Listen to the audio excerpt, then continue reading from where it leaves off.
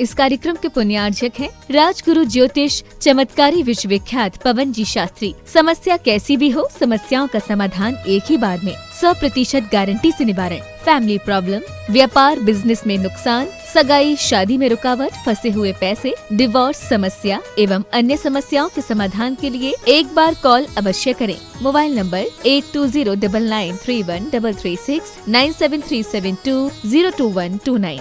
Branch Hyderabad एवं Mumbai www.rajguruastrologer.com।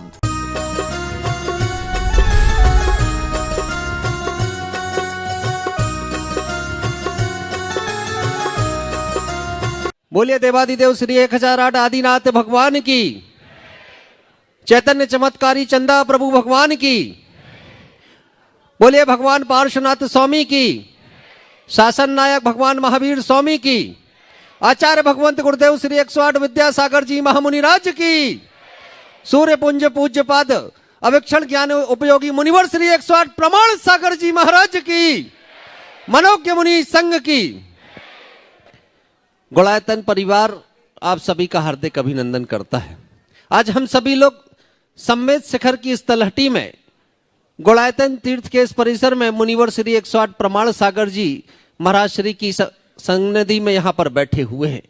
ये जीवन का हम सबका वो प्रसंग जो बड़े पुण्य संयोग से हम सबको मिला हुआ है, और ऐसा अद्भुत पुण्य संयोग कि एक और तो हम सभी लोग मुनिवर श्री 108 प्रमाण सागर जी महाराज श्री के सत्संग दर्शन का सौभाग्य प्राप्त कर पा रहे हैं, और दूसरी ओर निर्मित होते हुए गुणायतन के जिनालय को अपने नेत्रों से, अपनी आंखों से देख पा रहे हैं। क्योंकि आने वाले समय में जब ये 6 महीने साल भर में बनकर के पूरी तरह से तैयार हो जाएगा, तब आने वाले लोग कहेंगे जिन्होंने गुणायतन के निर्माण को भी देखा वो आंखें भी धन्य हुई हैं, और जिन लोगों ने अपनी चंचला लक्ष्मी का सदुपयोग करके गुणायतन के निर्माण में अपनी संपदा को लगाया है, उन्होंने अपने जीवन को धन्य किया है।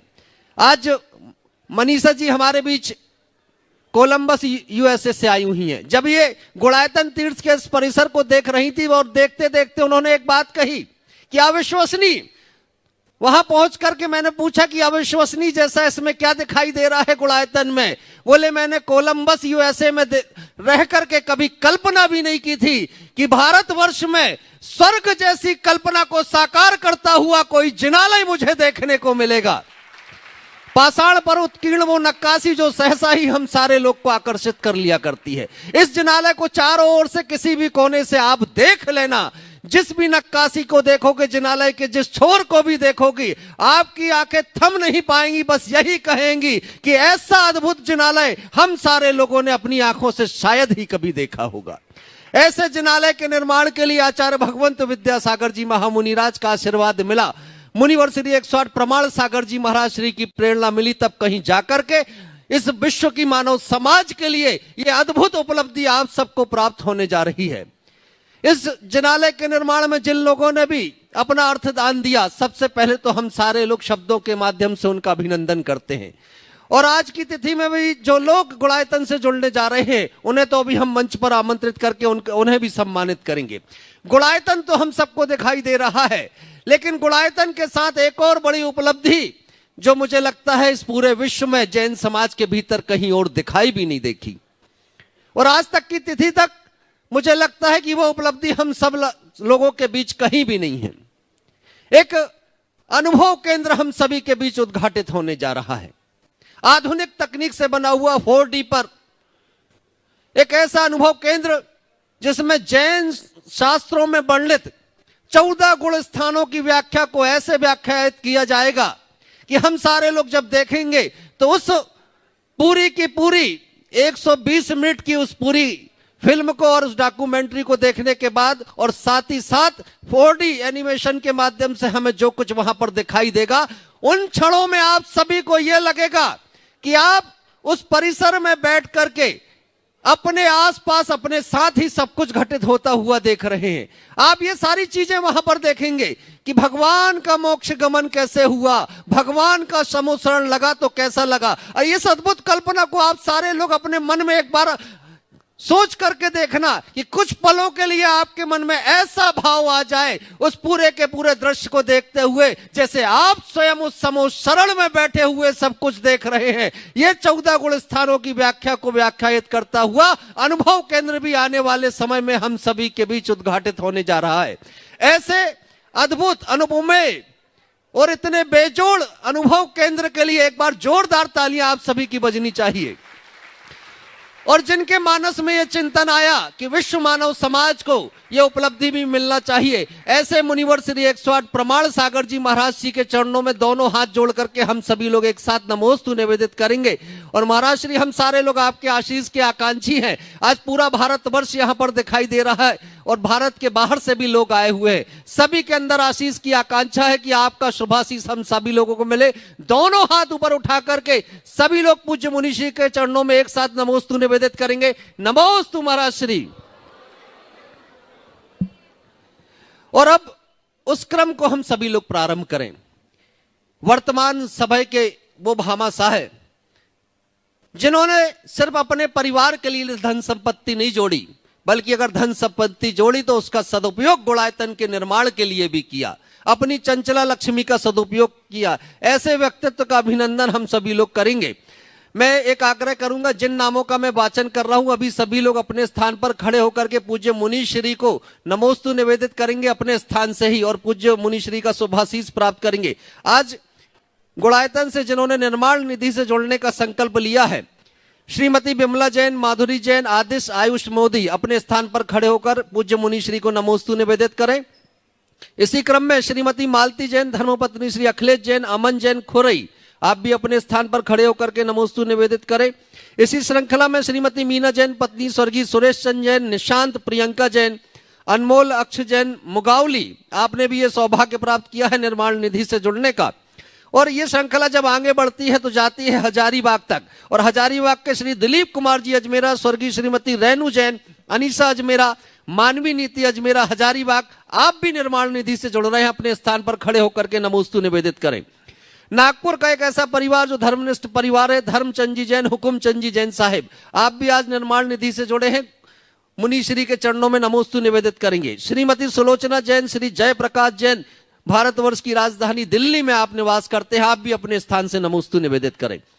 स्वर्गीय भवरीलाल जी जैन, स्वर्गीय महिपाल जैन की स्मृति में श्रीमती ममता देवी जैन, श्री सौरभ जैन, प्रियल जैन, श्रीमती सुरभि जैन, विजयनगर, आसाम वालों ने भी आज निर्माण निधि से जुड़ने का मन बनाया है, वे भी अपने स्थान पर खड़े होकर के नमोस्तु निवेदित करें।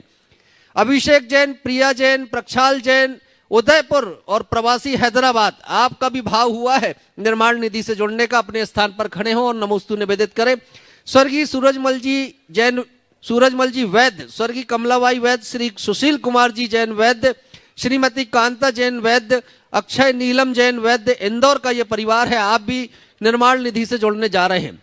अब जब निर्माण निधि की इस सूची को मैंने पढ़ा, तब जाकर के मुझे लगा कि अगर पूरे भारतवर्ष की एकता कहीं देखना है तो गुणायतन में देख लो, जहां नाम आता है नागपुर से भी, जहां नाम आता है दिल्ली से भी, जहां नाम आता है हजारीबाग से भी, जहां नाम आता है आसाम से भी, जहां नाम आता है हैदराबाद से भी। तो सभी के सम्मान में एक साथ तालियां बजा दें।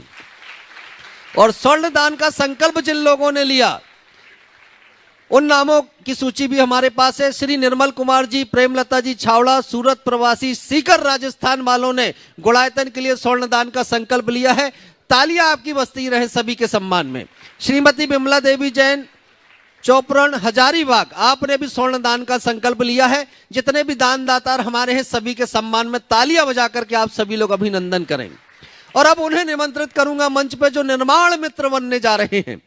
श्री रमेश चंद जी जैन, श्रीमती रवि जैन, मनोज श्वेता जैन, प्रमोद रीना जैन, नमित जी, वीर तीर्थ तिथि जैन, अशोकनगर से हमारे बीच आए हुए हैं और आज इस गुणायतन से निर्माण मित्र के रूप में जुड़ रहे हैं। आपको मैं निमंत्रित कर रहा हूं, कृपया आ जाएं और आकर के इस सम्मान को स्वीकार करेंगे। और इन्हें सम्मानित करने के लिए आमंत्रित करूंगा गुणायतन तीर्थ के न्यासी ट्रस्टी श्री कपूर जी साहेब, कोटा राजस्थान से हमारे बीच है, और नीरज जी साहिब दिल्ली से हमारे बीच उपस्थित हैं। कृपया आ जाएं और आकर के सम्मानित करें आज के निर्माण मित्र श्री रमेश चंद जी, श्रीमती रवि जैन, मनोज श्वेता जैन, प्रमोद रीना जैन, नमित वीर तीर्थ तिथि जैन, अशोकनगर का ये बहुसम्मानित परिवार है। और जब इनका सम्मान हो तो आपकी तालियां जोरदार बजनी चाहिए। किसी के हाथ ना बंधे रहें, दोनों हाथों से इतनी करतल ध्वनि निकले कि लगे कि हम सारे लोग गुणायतन से जुड़ने वाले उन दानवीरों का सम्मान कर रहे हैं। देखिए, दो हाथ हमें मिले हुए शायद इसलिए मिले हैं, कभी कोई जिनालय निर्माण के लिए राशि प्रदान करे, अपने भाव बनाए, हम कुछ कर पाए या ना कर पाए, लेकिन ऐसे दानवीरों की सराहना में जोरदार तालियां तो जरूर बजा सकते हैं। जोरदार तालियों से इन सभी का अभिनंदन करें। और अब ऐसे परिवार को आवाज देने जा रहा हूं जो परिवार उद्योग जगत की जानी मानी हस्ती है। अगर इंदौर जाकर के हम सारे लोग देखें तो उस परिवार का नाम इतने सम्मान से लिया जाता है क्योंकि उद्योग जगत में एक हस्ती बनने के बाद जैन समाज और जैन धर्म के लिए सदैव समर्पित रहने वाला यह परिवार है। और इनके अवदानों की चर्चा भी जब हम करते हैं तो एक लंबी सूची हम सबके सामने आ जाती है। चूंकि समय कम है, वो सूची तो मैं नहीं बताऊंगा, लेकिन इतना जरूर कहूंगा कि दिगंबर संतों के चातुर्मास के प्रथम कलशों को भी स्थापित करने का सौभाग्य इस परिवार ने प्राप्त किया है। ऐसा यह परिवार है और आज गुणायतन के शिरोमणि संरक्षक के रूप में ये हम सभी के बीच जुड़ने जा रहे हैं। श्री गजेंद्र जैन, श्रीमती माया देवी जैन, गौतम जी, शीतल जैन, गौरव पूजा जैन, गिरीश सोनम जैन, विराज विहाना जैन, जिनीशा जी, मितांश जैन, जिशिका, रिधांश जैन, और यह परिवार गिन्नी ग्रुप परिवार के नाम से हम सबके बीच में विख्यात है। इंदौर का सम्मानित परिवार थे और आज जब यह सम्मेद शिखर की पावन भूमि पर आए, शिरोमणि संरक्षक बनने का तो भाव संजोए, साथ ही इन्होंने रजत दान भी अपने हाथों से किया और आज 5250 ग्राम 5 किलो से अधिक चांदी इन्होंने समर्पित की है। तो जरा इनके सम्मान में जोरदार तालियां बजाएं। संपूर्ण परिवार को बहुत सम्मान के साथ यहां मंच पर मैं निमंत्रित कर रहा हूं, कृपया आए। परिवार के सभी सदस्य यहां आ जाएंगे। श्री गजेंद्र कुमार जी, श्रीमती माया देवी जी, गौतम जी, शीतल जी जैन, गौरव पूजा जैन, गिरीश सोनम जैन, विराज विहाना जैन, जिनीसा मितांश जैन, जिसिका रिधांश जैन, गिन्नी ग्रुप परिवार इंदौर का प्रतिष्ठित परिवार है। और इनके अभिनंदन के लिए आमंत्रित करूंगा गुणायतन के कोषाध्यक्ष पद पर पदासीन एनएल जैन साहिब को, सीएफओ के पद पर पदासीन सुनील जैन साहिब को। कृपया आप आए और आकर के अभिनंदन करें और स्वागत करें। और साथ ही बीना झांझरी जी कोडरमा से हमारे बीच उपस्थित है, अंजू जैन जी कोटा से हमारे बीच उपस्थित है। आपको भी निमंत्रित करूंगा, कृपया आप सभी आए और आकर के इस परिवार का अभिनंदन और स्वागत करेंगे। देखिए, शिरोमणि संरक्षक बनकर के इन्होंने एक नई इबारत गढ़ दी है और उस सूची में अब इनका नाम आ गया है। जब कभी गुणायतन तीर्थ के भामाशाह परिवारों की चर्चा हम सभी लोग करेंगे तो प्रथम पंक्ति में जिन नामों की चर्चा हम सभी लोग करते हैं उसी पंक्ति में कहीं ना कहीं ये नाम हम सबको स्वर्णाक्षरों से लिखा हुआ दिखाई देगा। ऐसा ये सम्मानित परिवार है गिन्नी ग्रुप परिवार। श्री गजेंद्र जी, श्रीमती माया देवी जी का परिवार, उनका अभिनंदन और स्वागत हम सभी लोग करने जा रहे हैं। देखिए, अब तालियां ऐसी बजे कि लगे कि कोई महोत्सव जैसा हो रहा है। अब इनके सम्मान की तालियां किसी उत्सव से बढ़कर के महोत्सव में परिवर्तित हो जानी चाहिए। एक बार दोनों हाथ ऊपर उठा करके जोरदार तालियों का अभिनंदन इस पूरे परिसर में गूंजना चाहिए। गिन्नी ग्रुप परिवार का जब तक स्वागत हो, जब तक अभिनंदन हो, तब तक ये तालियां लगातार आपकी बजती रहे। देखिए, मैंने पहले भी कहा था, परमात्मा ने हाथ आज के दिन के लिए दिए थे कि जब कभी कोई शिरोमणि संरक्षक बन करके गुणायतन परिवार में सम्मिलित हो, तब उस परिवार के अभिनंदन में हमें तालियां बजाने के लिए हाथ मिले हुए हैं। तो इन हाथों का सदुपयोग करें और हाथों के श्रम से तालियों का अभिनंदन सभी लोग। देखिए, आपके मिनट 2 मिनट का ये श्रम भी ना आपको छठे भाग का पुण्य दिला देता है। दान तो इन्होंने किया, भावनाएं तो इनने संजोई, लेकिन आप तालियां बजा करके भी, अनुमोदना करके भी छठे भाग का पुण्य कमा सकते हैं। लेकिन ऐसी बजाओ कि लगे तालियां बज रही हैं। दोनों हाथ ऊपर उठा करके जोरदार तालियां बजाएं और हृदय से तालियां बजाएं। लगे जरा जोरदार तालियां इस परिसर में गिन्नी ग्रुप परिवार इंदौर के लिए बज रही हैं। आज के हमारे शिरोमणि संरक्षक के लिए तालियां बज रही हैं। और यह अभिनंदन होता हुआ तिलक वंदन करके हम सभी लोग अभिनंदन कर रहे हैं। पगड़ी के माध्यम से अभिनंदन कर रहे हैं, दुपट्टे के माध्यम से अभिनंदन कर रहे हैं और टीवी चैनलों के माध्यम से देखने वाले देश विदेश के लाखों दर्शक भी आज इस परिवार के पुण्य की प्रशंसा कर रहे हैं कि इस परिवार ने अपनी इस चंचला लक्ष्मी का सदुपयोग करते हुए शिरोमणि संरक्षक के पद को स्वीकार किया है। ये वैसे तो जब हम दानवीरता की चर्चा करते हैं तो गिन्नी ग्रुप परिवार की अनेक उपलब्धियां हैं, लेकिन उन उपलब्धियों में आज एक और बड़ी उपलब्धि हम सबको जुड़ती हुई दिखाई दे रही है। और गजेंद्र जी, श्रीमती माया देवी जी का अभिनंदन हम सभी लोगों ने किया है। संपूर्ण परिवार का यह अभिनंदन यहां पर हो रहा है। इस बीच यह परिवार एक वार्षिक कैलेंडर लेकर प्रकाशित करा करके हम सबके बीच लेकर के आया। इस परिवार का भाव ये कि हम सारे लोग जैन तिथियों से कैसे परिचित हो सके, कैसे हमें पता चले कि हमारे तीर्थंकर भगवानों के कल्याणक किन किन तिथियों में पड़ते हैं, हमारे अष्टान्निका कब पड़ते हैं, हमारे 16 कारण कब पड़ते हैं। हम सारी तिथियां तो देख लेते हैं लेकिन इन तिथियों से अनजान रहा करते हैं। तो इस कैलेंडर में वो सारी बातें भी समाहित करके इन्होंने प्रकाशित करने का ये काम कराया है। आज इस कैलेंडर का भी हम सभी लोग विमोचन करेंगे। मैं गजेंद्र जी साहिब से, श्रीमती माया देवी जी से, हाँ देखिए, ब्रह्मचारिणी सुनीता दीदी जी हमारे बीच उपस्थित हो गई हैं। बहुत आग्रह सहित मैं ब्रह्मचारिणी सुनीता दीदी जी को आमंत्रित करूंगा, वे आए और आकर के गुणायतन की एक प्रतिकृति गजेंद्र जी साहेब और संपूर्ण परिवार के हाथों में समर्पित करें। देखिए, गुणायतन की प्रतिकृति समर्पित होती हुई करतल ध्वनि आप सबकी बजती हुई और अभिनंदन आप सभी के हाथों से होता हुआ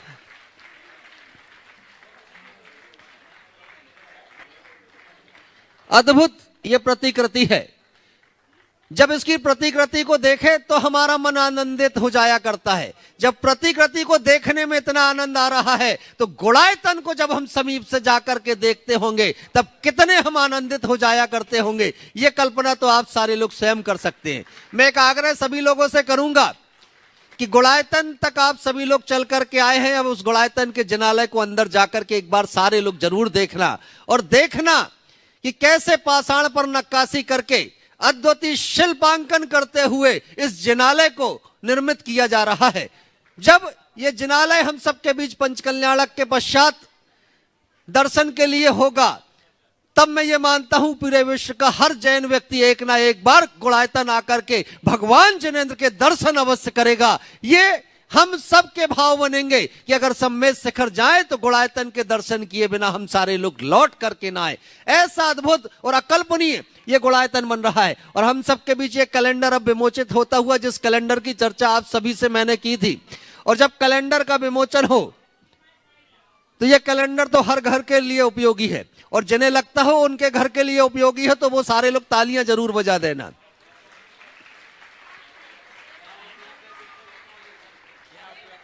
और यहां आप सभी के लिए कैलेंडर उपलब्ध रहेगा। जिन्हें भी लेना हो वो इस कैलेंडर को प्राप्त कर सकते हैं और इस कैलेंडर को अपने घर लेकर के आप सभी लोग जाएंगे।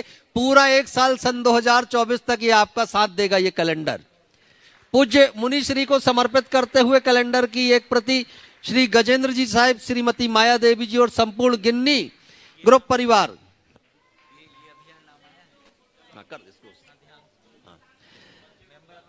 अब उस छोटे से बालक का अभिनंदन हम सभी लोग करें जिसने सम्मेद शिखर के उस पर्वत की वंदना। देखिए, और जिनालय के लिए अगर आप सभी लोग इस कैलेंडर को लेकर के जाएंगे तो ये निःशुल्क आप सभी को प्राप्त हो जाएगा। आप सामान्य रूप से भी अगर आप अपने घरों के लिए भी लेकर के जाएंगे तो गिन्नी ग्रुप परिवार कह रहा है कि आप सबके लिए निःशुल्क व्यवस्था उन्होंने दी है, आप सभी लोग इसे प्राप्त कर लेंगे। एक नन्हा सा बालक जिसके छोटे छोटे कदमों ने आज सम्मेद शिखर में पहाड़ की वंदना की, पर्वतराज की वंदना की और प्रत्येक टॉक पर जाकर के पूरी भक्ति के साथ जिस बालक ने भगवान जिनेंद्र की स्तुति की, आराधना की, उस बालक का अभिनंदन हम सभी लोग करने जा रहे हैं। मैं निवेदन करूंगा, ब्रह्मचारिणी सुनीता दीदी जी हमारे बीच उपस्थित हैं, वे आ जाएं और आकर के इस बालक का अभिनंदन करें और स्वागत करें। देखिए, इसकी उम्र को देखना और इसके अंदर के जज्बे को देखना, इस बालक के अंदर के उस हौसले को देखना कि, और देखिए नाम भी कैसा कि जब उसके नाम का वाचन करे तो हमें सदलगा की भी याद आ जाती है। इस बालक का नाम है पीलू जैन। जरा देखिए, वो बालक कह रहा है कि आज सम्मेद शिखर की वंदना हम सभी लोगों ने की है तो हम इस अवसर पर छोटा सा बालक कहता है अपने पिताजी से कि पिताजी आज हमें गुणायतन के लिए कुछ राशि भी समर्पित करनी है। तो ये बालक के भावों को पिताजी ने पूरा किया और 11,000 रुपए की राशि गुणायतन के लिए समर्पित की है। आशीष जी, सुरेश जी, ममता जी, तनिका जी, पीलू जी, तेंदुखेड़ा दमोह का ये परिवार है। यह अभिनंदन और स्वागत इस बालक के उन भावों का किया जिन भावों से इस बालक ने इस पर्वतराज की वंदना की है। अब इस क्रम को हम सभी लोग यहां विराम देते हुए शंका समाधान के सत्र का शुभारंभ करने जा रहे हैं। पूज्य मुनिवर श्री 108 प्रमाण सागर जी महाराज श्री के चरणों में नमोस्तु निवेदित करते हुए आग्रह करेंगे कि इस सत्र को शुभारंभ करने का शुभाशीष समय प्रदान करें। नमोस्तु महाराज श्री। स्वागत ही स्वागत। और प्रथम जिज्ञासा के लिए श्री राजेंद्र कुमार जी, श्रीमती माया देवी जैन, गिन्नी ग्रुप परिवार को मैं आमंत्रित कर रहा हूं। कृपया आप अपना प्रश्न, अपनी शंका पूज्य मुनि श्री के समक्ष रखेंगे और उसके बाद तैयार रहेंगे। सुनीता उमेश जी मुड़ोत महाराष्ट्र से हमारे बीच आए हुए हैं। गुरुदेव को बारंबार नमोस्तु। यह प्रश्न मैं अपने पापा जी श्री गजेंद्र कुमार जी जैन, इंदौर गिन्नी ग्रुप की तरफ से पूछ रहा हूं। हे गुरुदेव, 8 साल पहले मेरे सिर में ऐसी बीमारी हुई थी जिसके लिए इंदौर में ही नहीं बॉम्बे के भी अच्छे से अच्छे डॉक्टरों ने मुझे ऑपरेशन करने से मना कर दिया था। उसके बाद ऑपरेशन के लिए मना कर दिया था, परंतु उसके बाद भगवान की ऐसी कृपा हुई कि मुझे ना ऑपरेशन की ज़रूरत पड़ी, मैं स्वतः ही ठीक हो गया। तो गुरुदेव, जिज्ञासा ये है कि इसमें कौन सा आशीर्वाद था, क्या था जो मैं निरोगी हो गया? बहुत बहुत ही उनका प्रबल पुण्य था कि ऐसी दुस्साध्य बीमारी अपने आप ठीक हो गई। और ये व्यक्ति को उसके पुण्य पाप पर विश्वास करने के लिए बाध्य करता है। समझ गए?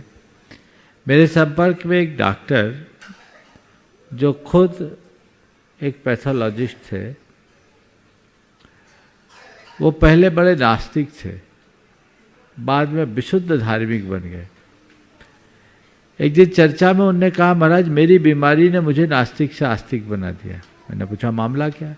बोले मुझे बहुमूत्र रोग हो गया था, मुझे कैथेटर लगाना पड़ता था, मैं अपना काम भी नहीं कर पाता था, सब इलाज कराया कोई काम नहीं आया, तरह तरह के इलाज। तंग आकर के मैंने सारी दवाइयाँ बंद कर दी और 6 महीने बाद मेरी बीमारी अपने आप ठीक हो गई। तब मुझे लगा कि पुण्य भी कुछ होता है, पाप भी कुछ होता है, और उस दिन से मुझे धर्म पर श्रद्धान हो गया। उन्हें यही मानना चाहिए ये धर्म का प्रताप है जिसके परिणाम स्वरूप हमें ऐसा लाभ मिला है, और हमें इस सच्चाई को जानते हुए इसी क्रम में आगे बढ़ना चाहिए। ओम। नमोस्तु महाराज जी, मैं एक प्रश्न पूछना चाहती हूँ। एक श्रावक को जीवन के अंत में समाधि मरण प्राप्त करने के लिए क्या करना चाहिए?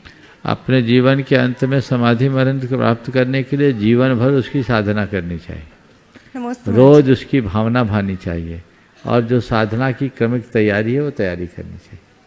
ठीक है? श्रीमती सरोज जैन गुना से अगर उपस्थित हो तो अपना प्रश्न यहाँ पर रखें, और मनोज जी का परिवार अगर उपस्थित है तो कृपया आगे की ओर आ जाएंगे भी। ओम। हाँ, सरोज जी है। नमस्ते महाराज जी। महाराज जी, समोसरण में कितने इंद्रिय जीव जा सकते हैं? समोसरण में जो भगवान के मूल सभा है वहाँ संगी पंचेंद्रीय जीव, भव्य जीव जा सकते हैं। नमोस्तु महाराज जी। क्षामी महाराज जी। उधर दीजिए। हाँ। महाराज श्री को नमोस्तु, कोट कोट सा नमस्ता, और एलक जी को इच्छा में। महाराज जी, मेरा ही प्रश्न ये है कि मैं 6 साल पहले इतनी असाध्य बीमारी हो गई थी कि मैं पलंग पे भी नहीं बैठ पाती थी। महाराज जी, ना उठ पाती थी, एक कदम नहीं चल पाती थी। इंदौर, भोपाल, सभी जगह का इलाज ले लिया, कोई आराम नहीं।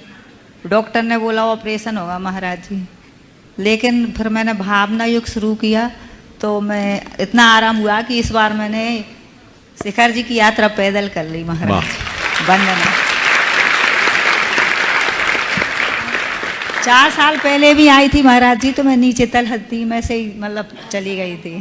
ऐसा मेरा कौन से कर्म का उदय आया था महाराज जी? शंका का चलिए, समाधान भावना कीजिए। योग ने आपके कर्म को मिटा दिया। आप दिमाग मत लगाइए, भावना योग करते रहिए, औरों को भावना योग करने के लिए प्रेरित करते रहिए। देखिए, अक्सर भावना योग का ये अनुभव लोगों का आप सबके बीच प्रकट होता है। आप नियमित भावना योग कीजिए, एक बड़ा अभिनव प्रयोग है। और अगर आप भावना योग करेंगे तो ये अनुभव आपका या आपके परिचितों का भी हो सकता है। जो स्वस्थ हैं वे करे तो कभी ऐसी बीमारी नहीं होगी, और जो बीमार है और परेशान है भावना योग करे तो जल्दी स्वस्थ होंगे। ओम। मुंशी के चरणों में त्रिकाल नमोस्तु। एक को बोला है ना। गिन्नी ग्रुप परिवार से सम्मानी जन है, कृपया आप अपना प्रश्न रखें। एक कोई बहुत दबाव है उनके पास। नमोस्तु भगवान, नमोस्तु भगवान। मैं संजय जैन डी से। महाराज जी, मेरी एक जिज्ञासा है कि अपनी मंदिरों की और क्षेत्रों की कमेटियों में जो आजीवन संरक्षक और अध्यक्ष बने बैठे हुए हैं, इससे नए ऊर्जावान कार्यकर्ताओं को मौका नहीं मिल पा रहा है, तो इसका हम कैसे निदान कर पाएंगे? वहीं जाके बात करो। चलो आगे। श्रीमती सुनीता उमेश जी मुड़ौत। गिन्नी ग्रुप से कौन को बोलना था? हो गया, वही है।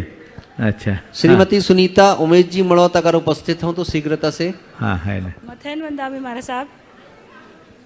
बोलिए। मैं सुनीता मनोज दुलिया महाराज से आई हूँ। पिछले 10 साल से आपका शंका समाधान देख रही हूँ। तब से यही भाव थे कि आपके दर्शन कब हो। आज का दिन मेरे अहो भाग्य आपके दर्शन हुए। और मेरा सवाल ये है कि आपको ऐसा कौन सा सवाल करूं जिसका जवाब आपके पास नहीं है?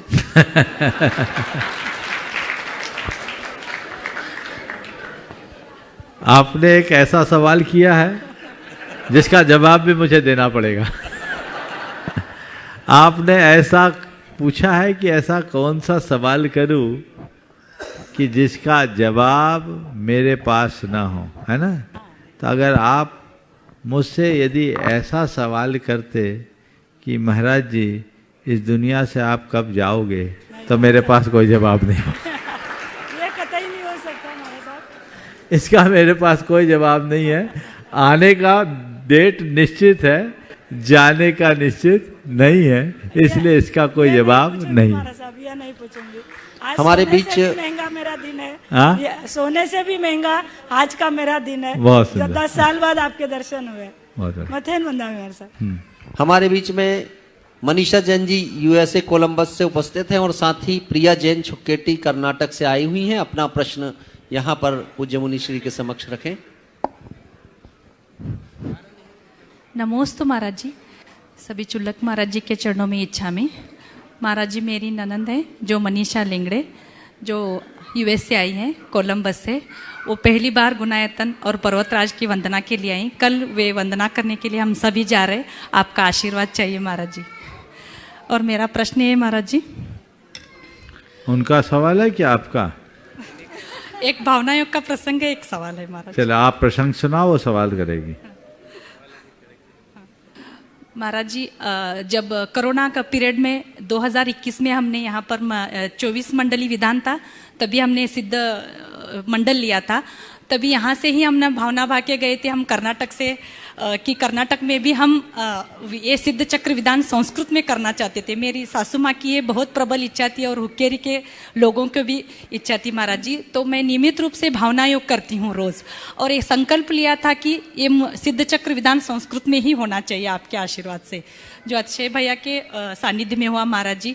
तो 15 साल तक हमारे मंदिर में कोई भी अनुष्ठान नहीं हुआ था, कोई भी विधान नहीं हुआ था। मंदिर में भी कम गिने चुने लोग ही आते हैं, लेकिन आपके आशीर्वाद और भावना योग और संकल्प के सिद्धि से हमने ये विधान पर्व अष्टानिक में किया। इतना सानिध्य संपन्न हुआ महाराज जी, बहुत अच्छा लगा।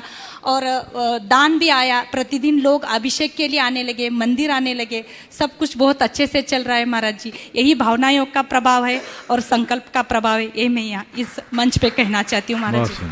आप अपना प्रश्न भी करें, आप अपना प्रश्न करें महाराज। जो हिंदी थोड़ा, हाँ उनको दीजिए ना, वो बोलेंगे। पढ़ा लिखा आदमी अनपढ़ औरत के साथ जीवन गुजार सकते हैं, लेकिन 90% पढ़ी लिखी औरत अनपढ़ आदमी के साथ नहीं रह सकती। ये बात कहाँ? अभी आजकल ये बहुत प्रचलित में है महाराज जी, इस शंका का समाधान करें। बड़ा विचित्र सवाल है। पढ़ा लिखा आदमी अनपढ़ औरत के साथ रह लेती है, लेकिन पढ़ी लिखी महिला को अनपढ़ आदमी के साथ रहना कठिन होता है। ये आज की कहानी नहीं, पुरातन काल में भी ऐसा हुआ। लेकिन अगर कोई स्त्री पढ़ी लिखी है तो अपने अनपढ़ नहीं गंवार पति को भी विद्वान बनाने की काबिलियत रखती है। कालिदास और तुलसीदास का दो जीवंत उदाहरण हम सबके सामने है। तो यदि कोई स्त्री पढ़ी लिखी होने के साथ समझदार हो तब ये काम हो सकता है, क्योंकि पति पति है, भले वो अनपढ़ हो, लेकिन अनपढ़ भी हो तो उसे गढ़ने का गुरुतर दायित्व उसकी पत्नी पर है। कालिदास तो पूरे बजे मूर्ख थे, जिस डाल पे बैठे उसे ही काट रहे थे। ऐसे अनपढ़ तो आज कोई नहीं मिलेंगे। लेकिन ये कब होगा? जब पढ़ी लिखी होने के साथ समझदार भी हो। आजकल लोग पढ़े लिखे कम, पढ़े लिखे ज़्यादा, समझदार कम है। एक बहन जी बाजार में सब्जी लेने के लिए गई और सब्जी में पहले टमाटर तुलवाया 250 ग्राम, उसके बाद कद्दू तुलवाया 2 किलो कद्दू, और टमाटर थैले में लेने के बाद कद्दू बोली इसी में डाल दो। वो सब्जी बेचने वाला हिचकिचाया, बोला डालो तो जी, मैं पढ़ी लिखी हूँ, MBA हूँ। बोले इसीलिए ऐसा बोल रहे। तो ये जो चीज़ें हैं बदलनी चाहिए। जब तक समझदारी अंदर से नहीं आएगी तब तक कोई नहीं टिक सकता, चाहे वो पढ़ा लिखा हो या अनपढ़, चाहे स्त्री हो या पुरुष। नमोस्तु। इसके बाद आमंत्रित करूंगा अभिनेश जैन अहमदाबाद वालों को। नीरज जी हमारे बीच दिल्ली से उपस्थित हैं, न्यासी हैं गुड़ायतन के। उनसे मैं आग्रह करूंगा कृपया जब तक आप अपना प्रश्न पूज्य मुनीश्री के समक्ष रखें, माइक पीछे अभिनेश जी तक पहुंचा देंगे। और महाराज श्री को तिकत्तों के पाठ से मेरी बार बार वंदना। महाराज श्री कल नया साल था, मैंने सोचा महाराज श्री को हार दूंगा, लेकिन कल विधि नहीं मिल पाई और आहार नहीं हो पाया। आज मैं सुबह ही मंदिर गया महाराज साहब, और भावना भाई की महाराज श्री का आहार हो जाए आज, और हो गया, विधि मिल गई। महाराज श्री प्रश्न ये है मेरा कि मैं जैसे समाज में शास्त्र पढ़ता हूँ, उसमें एक मल्लीनाथ भगवान तीर्थंकर का कथन आता है। उसमें पिछले भाव में वो 6 मित्र और मल्लीनाथ भगवान आप 7 मित्र थे। 7 ने दीक्षा ली और कपट करने के कारण जैसे 6 मित्र 1 दिन की तपस्या करते थे तो मल्लीनाथ भगवान 2 दिन की तपस्या करते थे, उनसे ज़्यादा। और लेकिन मैं ये जानना चाह रहा हूँ कि अगले भाव में वो स्त्री पर्याय में हुए तीर्थंकर रूप में। तो महाराज साहब मतलब जो है, पहली बात तो कि कपट करने के कारण तीर्थंकर बंध कैसे होता है। दूसरी बात, स्त्री पर्याय में मोक्ष नहीं हो सकता, और क्योंकि स्त्री कपड़ों में होती है तो दिगंबर बने बगैर मोक्ष नहीं हो सकता। तो कैसे संभव हमारा साथ? देखो ऐसा है, आपने जो कथन किया है जी महाराज साहब, ये श्वेतांबर परंपरा का कथन। अच्छा महाराज साहब, दिगंबर परंपरा में मल्लीनाथ के चरित्र में ऐसा नहीं आता। जी महाराज साहब, मल्लीनाथ स्त्री नहीं थे। अच्छा। मल्लीनाथ पुरुष थे। ये भ्रम दूर कर दिया महाराज साहब। हाँ, आप आदि पुराण और उत्तर पुराण पढ़ो। जी महाराज साहब। हमारे 24 तीर्थंकरों के ही नहीं 63 सलाका पुरुषों का चरित्र एक बार पढ़ो। जी महाराज साहब। तो आपको बहुत सारी चीजें समझ में आएगी। जी महाराज साहब। और मल्लीनाथ भगवान को भले श्वेतांबर परंपरा में स्त्री मानते हैं जी, पर कोई भी स्त्री रूप में भगवान की मूर्ति स्थापित है क्या? नहीं महाराज साहब। क्यों नहीं, ये सवाल उस परंपरा से पूछना चाहिए। बिल्कुल बिल्कुल, बहुत बहुत धन्यवाद महाराज साहब। दिगंबर परंपरा में कोई भी स्त्री मोक्ष नहीं जा सकती। स्त्री का तीर्थंकर होना तो सवाल ही नहीं। जी महाराज साहब, बहुत बहुत धन्यवाद महाराज साहब। इसके बाद निमंत्रित हैं अभिनेश जैन अहमदाबाद से। आप भी गुड़ायतन से जुड़े हुए हैं।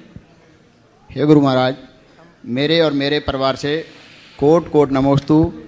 सभी क्षुल्लक एलक महाराज को मेरा इच्छामी। हे गुरुदेव, मार्केट में आज MCX और शेयर मार्केट बहुत ज़्यादा प्रचलित है और हर व्यक्ति उसमें काम करने की कोशिश भी करता है। तो उसमें जब भी किसी से बात करते हैं तो उनका कहना होता है कि सट्टा है, और सट्टे का अगर हम हिंदी में भाषा करें तो जुआ हो जाता है, तो फिर उसमें जुआ का दोष लगता है।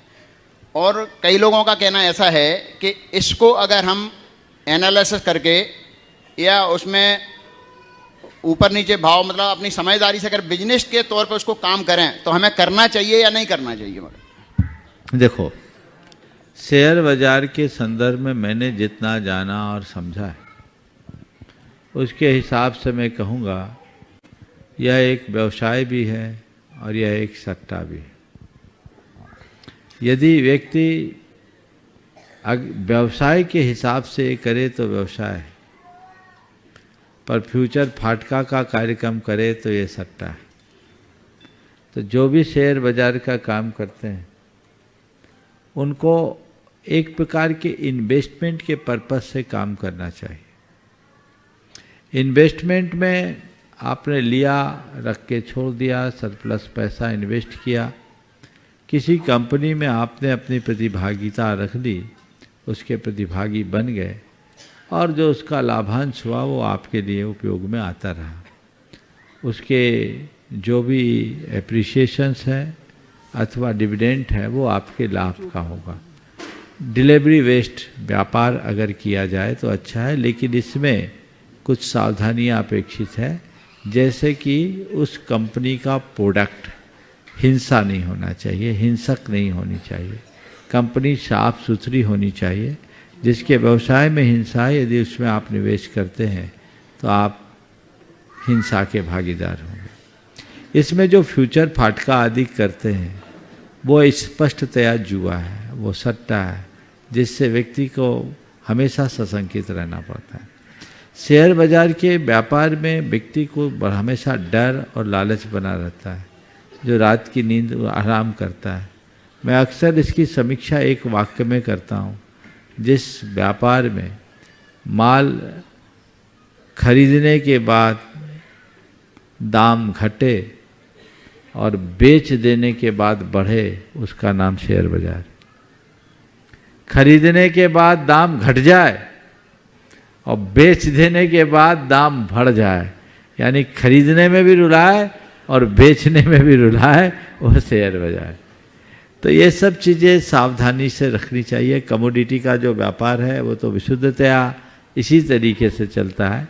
तो इसमें अगर व्यक्ति अपनी लिमिटेशंस रख कर के काम करता है तो उसका निषेध करना उचित नहीं है। एक समय में मैं भी इसे बड़े खुले तौर पर इसका निषेध किया करता था, लेकिन जब मैंने समझा तो मुझे लगा कि ये ट्रेड है और इसे एक ट्रेड को इस सीमा में अगर किया जाए ट्रेडिंग के लेवल पर, जैसा बहुत सारे लोग करते हैं, खासकर इन्वेस्टर्स, जितने भी शेयर बाजार के क्षेत्र में आगे बढ़ने वाले लोग हैं वो इन्वेस्टर ही रहे हैं। ट्रेडिंग करने में बहुत ज़्यादा लाभ लोगों को नहीं दिखता। तो बहुत सारी अपेक्षित सावधानियां रख कर के काम करना चाहिए और ये उनको ही हाथ लगाना चाहिए जिनके पास पर्याप्त हो। नमस्ते महाराज। और अब पूज्य मुनीश्री के दोनों ओर हम जब देखते हैं तो क्षुल्लक संघ हम सभी को विराजमान दिखाई देता है, और जब क्षुल्लक संघ के प्रश्न होते हैं तो उस संघ का समाधान का सत्र एक विशेष सत्र बन जाया करता है। तो आज मैं आग्रह करूंगा क्षुल्लक जी से कि आज आपके प्रश्न होंगे और पूज्य मुनीश्री के समाधान होंगे। आग्रह आपसे, आप कृपया अपने प्रश्न पूज्य मुनीश्री के समक्ष रखें। मुनीश्री के चरणों में बारंबार नमोस्तु। प्रश्नों के लिए सीधे चलते हैं मंचासीन मुनि संघ के चरणों में, और सर्वप्रथम निवेदन है पूज्य क्षुल्लक श्री समादर सागर जी महाराज से कि अपने प्रश्न के माध्यम से हम सभी को लाभान्वित करें।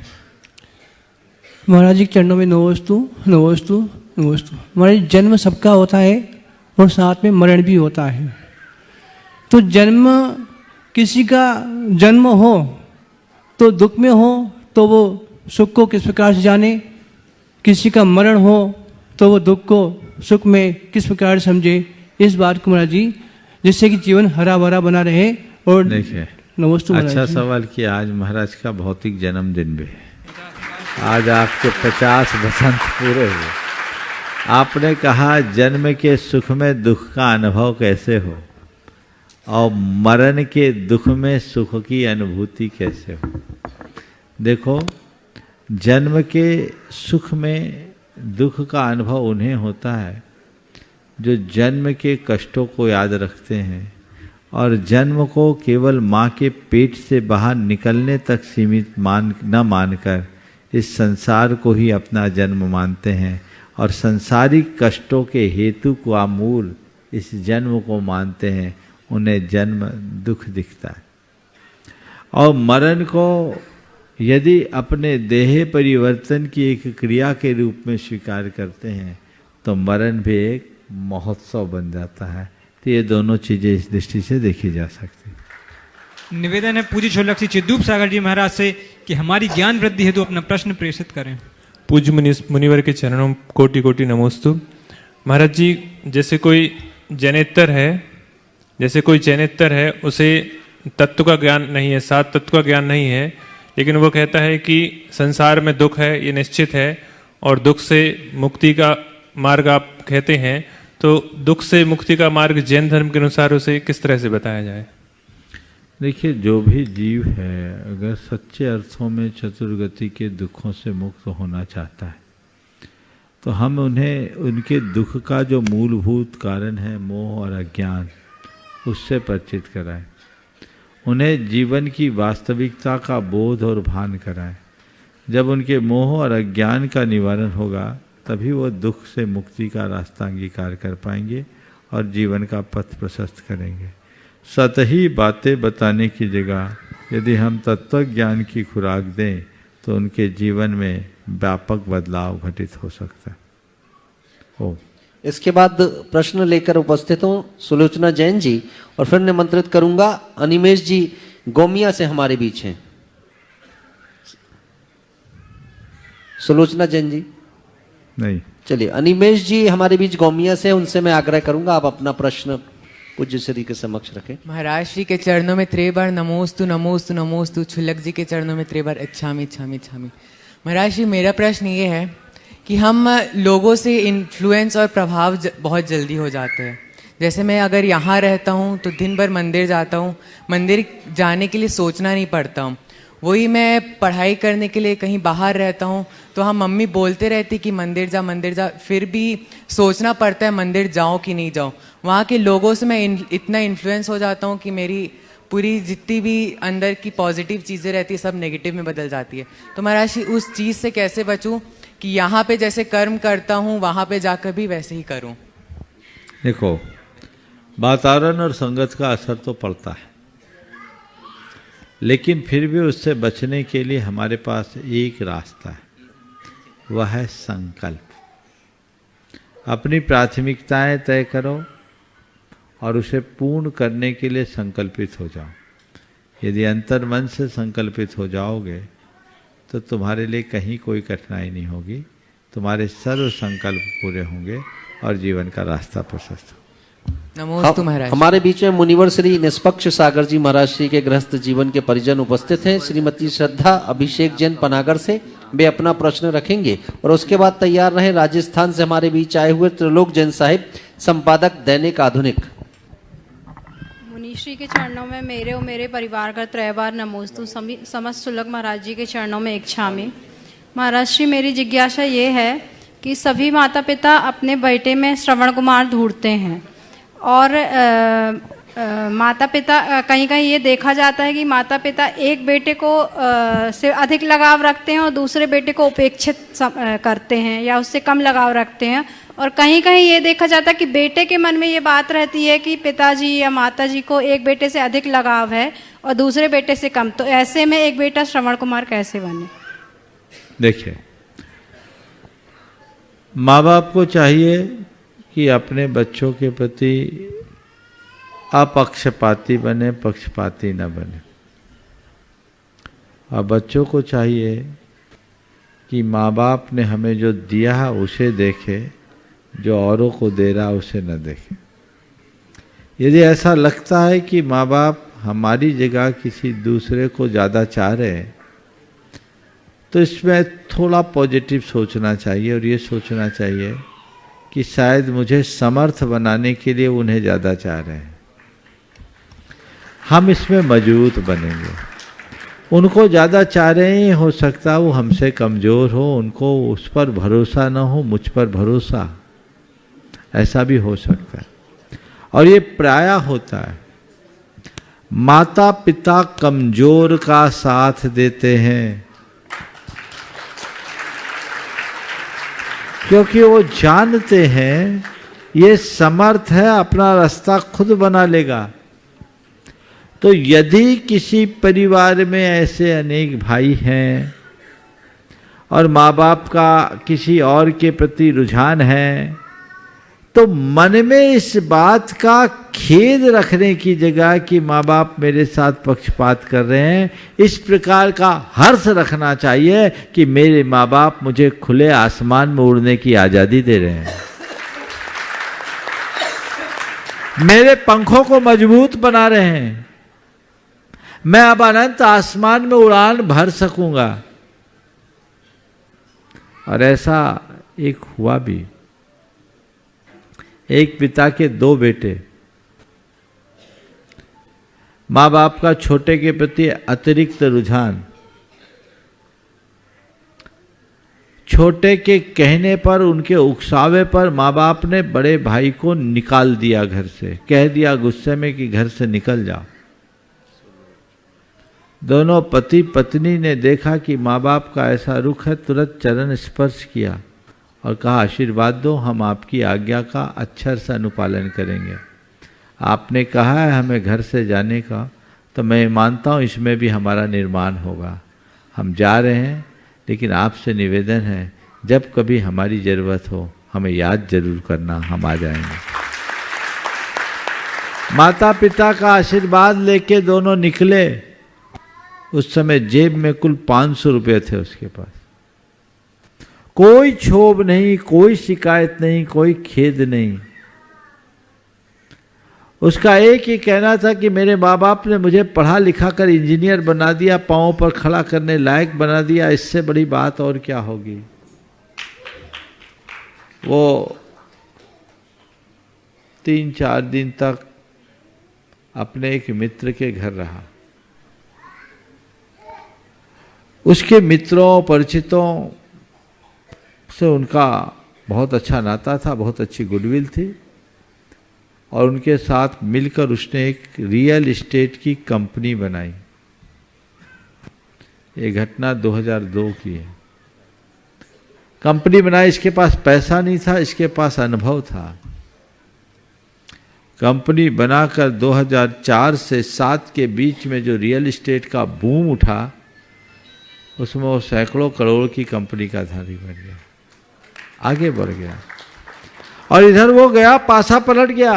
छोटे भाई ने माँ बाप के साथ दुर्व्यवहार किया, आज भी अपने माता पिता का निर्वाह कर रहा है। ये श्रवण करें तो क्या ऐसा सकारात्मक रुख नहीं अपनाया जा सकता? सच्चे अर्थों में देखा जाए तो जिसका मानस ऊंचा होता है उसका भाग्य सदैव ऊंचा होता है। अपनी सोच को अच्छा बना के रखिए, क्षुद्र बातों में उलझने की जगह रचनात्मक दिशा दीजिए, जीवन में बड़ी उपलब्धि हो। इसके बाद प्रश्न करेंगे त्रिलोक जैन साहिब, जो कि संपादक हैं दैनिक आधुनिक समाचार पत्र के, और फिर तैयार रहे उसके बाद सुलोचना जैन जी। नमोस्तु गुरुवर, अजमेर राजस्थान से सपरिवार आपको नमोस्तु। महाराज जी, मेरी बिटिया का कुछ शंका समाधान था, तो आपका आज्ञा हो तो। नमोस्तु महाराज जी। महाराज श्री गुणायतन के अंदर आके मैंने एक चीज़ पढ़ी जो आपके द्वारा कही गई थी, महत्वपूर्ण जीवन नहीं जीने का तरीका है। तो मेरे को आप समझा सकते हैं इन पंक्तियों का मतलब, या फिर कि क्या है इनका? जीवन तो हमने पा लिया, अब जीना महत्वपूर्ण नहीं है, कैसे जीना है महत्वपूर्ण है। कैसे जी रहे हो, लाइफ स्टाइल क्या है, तो जीने का ढंग क्या है, improvement of your life style. हाँ, तो इम्प्रूव करो अपने लाइफ स्टाइल को, समझ गए? और लाइफ स्टाइल ऐसी बनाओ जो जीवन को बेहतर बनाए। महाराज श्री, मेरा दूसरा प्रश्न ये था कि सुख क्या होता है? कुछ लोगों के लिए मटेरियलिस्टिक प्लेजर सुख होता है, कुछ लोग स्पिरिचुअल प्लेजर्स में ज़्यादा बिलीव करते हैं, और अलग अलग चीज़ें होती हैं। तो अभी जब हमारी उम्र के जो बच्चे होते हैं, हम अभी जान नहीं पा रहे हैं कि सुख का असली मतलब क्या है। तो मैं जानना चाहूँगी कि सुख कहाँ है, किधर है और कैसे प्राप्त किया जा सकता है। तुम्हारे हिसाब से मैं सुख की बड़ी सरल सी व्याख्या करता हूँ। सुख को अंग्रेजी में लिखो स्पेल करके। प्लेजर्स। हाँ, प्लेजर। स्पेलिंग सुख की अंग्रेजी में स्पेल का SUKH। SUKH है ना। S for satisfaction, U for understanding, understanding, K for knowledge और H फॉर हार्ड वर्क। इसी में से धन्यवाद। तो ये चीजें अपने जीवन में आ जाए तो समझना सुख है। ठीक है, चलो। इसके बाद आमंत्रित हैं सुलोचना जैन जी और फिर तैयार रहेंगे हमारे बीच संयम सिंघई जी हैं जो कि BARC में साइंटिस्ट हैं मुंबई में, वे तैयार रहे। नमोस्तु भगवान, नमोस्तु मेरे कामा परिवार की तरफ से सब नमोस्तु भगवान, नमोस्तु। महाराज जी, मेरा क्वेश्चन है, भगवान महावीर को 2500 वर्ष मोक्ष गए हुआ है, तब इतनी शांति थी और अब 2500 वर्ष में इतनी अशांति हो गई, तो अभी तो पंचम काल में 19,000 वर्ष है, तो क्या होगा? इसीलिए तो अशांति हुई ताकि हम भगवान महावीर को याद करते रहे। शांति हो जाए तो हम भूल जाएंगे। महाराज जी, एक क्वेश्चन और है महाराज जी। एक की अनुमति है, चलिए आगे। हाँ, संयम सिंघई जी साइंटिस्ट हैं BARC में, मुंबई से आप आए हुए हैं, आप अपना प्रश्न रखेंगे और इनके बाद तैयार रहें सुभी जैन करेली। नमोस्तु महाराज जी। बोलो। नमोस्तु महाराज जी। महाराज जी, हमारा जो आज का यूथ है, जो हमारी आज की पीढ़ी है, सब पढ़ लिख के बाहर जा रहे हैं। जैसे मैं भी कॉलेज गया था, तो कॉलेज में जो मैस होती है वो सब वेज नॉन वेज सब साथ में बनता है और बहुत कम लोग इस चीज़ पे ध्यान देते हैं। मतलब हमारे जो जैन बच्चे हैं उनको तो इस चीज़ पे ध्यान देना चाहिए और माँ बाप भी बस इस चीज़ में खुश हो जाते हैं कि बच्चा कॉलेज पहुँच गया। अब वहाँ जाके वो क्या कर रहा है उस चीज़ पे कोई ध्यान नहीं देता।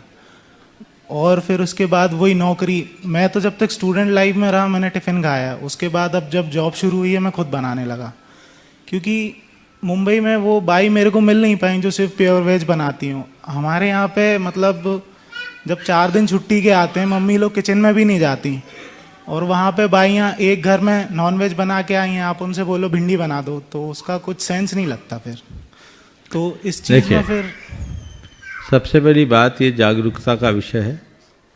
अभी कुछ दिन पहले BHU के कुछ युवकों ने ऐसा प्रयास किया बनारस में IIT में। आज वहाँ पूरी तरह एक वेज मैस है और बहुत अच्छे तरीके से कर रहे हैं, सात्विक, बिल्कुल जैन फूड के अनुसार। तो ये पहल अगर हर इंस्टीट्यूट में किया जाए तो आपका ये मौलिक अधिकार है। सारे जैन ही नहीं, जितने शाकाहारी लोग वो संगठित रूप से ऐसा प्रयास करें। 20-25 लोग भी अगर किसी कॉलेज यूनिवर्सिटी इंस्टीट्यूट में होते हैं तो उनके लिए प्रबंध करना उन प्रबंधकों की बाध्यता होगी, इसके लिए पहल करना चाहिए। किसी कारपोरेट में या किसी और जगह जाते हैं तो वहाँ खाने पीने के लिए वहाँ के कैंटीन में खाना आपकी ज़रूरत नहीं है, लेकिन ऐसे बहुत सारे जगह हैं जहाँ आपको ये सुविधाएं मिल सकती है। आपने बॉम्बे की बात की, बॉम्बे में बहुत सारे ऐसे हैं जहाँ भोजन के सेंटर हैं, 24 आहार के सेंटर हैं, वहाँ तो बड़ी सहूलियत है। श्वेतांबर समाज के द्वारा प्रवर्तित बहुत सारे ऐसे इंस्टीट्यूट हैं। हमारे छुल्लक जी महाराज आदर्श सागर जी भी एक बड़े कारपोरेट में काम किए, MBA रहे हैं और इन्होंने लगभग 18 साल काम किया है, पर वहाँ उन्होंने कुछ भी खाया पिया नहीं, सब कुछ दिन में मिला। तो ऐसा काम हो सकता है, तलाश करो, हताश मत हो और कोई कॉम्प्रोमाइज मत करो, अन्यथा अपने हाथ से बनाकर खाना सीख लो। नहीं महाराज जी, मेरा वही संज्ञा थी। बहुत मेरा ये था कि आप दूसरों के भरोसे मत रहो, मतलब अपने हाथ से बना के खाओ। हाँ, बहुत सुंदर। सुभी जैन करेली अपना प्रश्न यहाँ पर उपस्थित करें और तैयार रहें अल्पना जैन कटंगी। मेरी और मेरे परिवार की ओर से आपके चरणों में बारंबार नमोस्तु महाराज। यदि कोई बेटी अपने माँ बाप की इकलौती संतान हो तो वह अपने माता पिता के प्रति कैसे अपने कर्तव्य का पालन कर सकती है? अगर इकलौती संतान है तो इस तरीके से अपना काम करो कि ससुराल जाए तो माँ बाप के लिए लोग ये पूछ ले कि किस पुण्य से ऐसी बेटी को पाया। जब तक उनके पास रहो उनकी सेवा करो और जब ससुराल चले जाओ तो उनका गौरव बढ़ाओ, यही उनकी सबसे बड़ी उपलब्धि है। ऐसा कार्य किया जा सकता है। इस प्रकार आज के सत्य है समय से। चलिए एक को बुलाओ। अल्पना जैन कटंगी से। इनके बाद आमंत्रित हैं हमारे बीच ब्रह्मचारी अजय भैया जी हैं, कृपया वे अपना प्रश्न रखेंगे। महाराज श्री के चरणों में त्रिबार नमोस्तु नमोस्तु नमोस्तु। समस्त क्षुल्लकगण जी के चरणों में क्षामी क्षामी क्षामी। महाराज जी कुछ व्रती हैं प्रतिमाधारी, प्रश्न पूछते हैं हमसे कि भैया जी हमें ऐसी जगह जाना है जहाँ पर दिगंबर जैन मंदिर नहीं है, तो वहाँ पर श्वेतांबर संप्रदाय के मंदिर होते, तो वहाँ जाना योग्य है क्या? देखिए, सबसे पहला सवाल तो ये है कि व्रती को वहीं जाना चाहिए जहाँ उसका धर्म ध्यान हो, और जहाँ धर्म ध्यान हो नहीं वहाँ जाना नहीं, तो सवाल ही खत्म हो जाएगा। हमारे सारे धर्म ध्यान छने पानी का, कुएं के पानी का, अन्य चीज़ों का जहाँ प्रबंध हो वहीं जाना चाहिए। इसके अलावा और कोई बीच की गली निकालने का कोई औचित्य नहीं है। आज के सत्र को यहीं पर विराम। बोलिए परम पूज्य आचार्य गुरुवर श्री विद्यासागर जी महाराज की।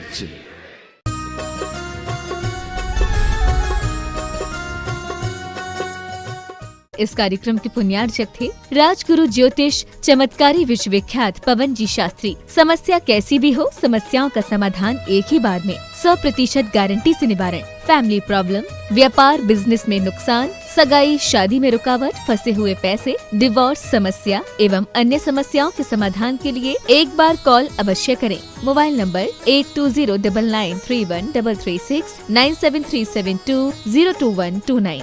ब्रांच हैदराबाद एवं मुंबई www.rajguruastrologer.com।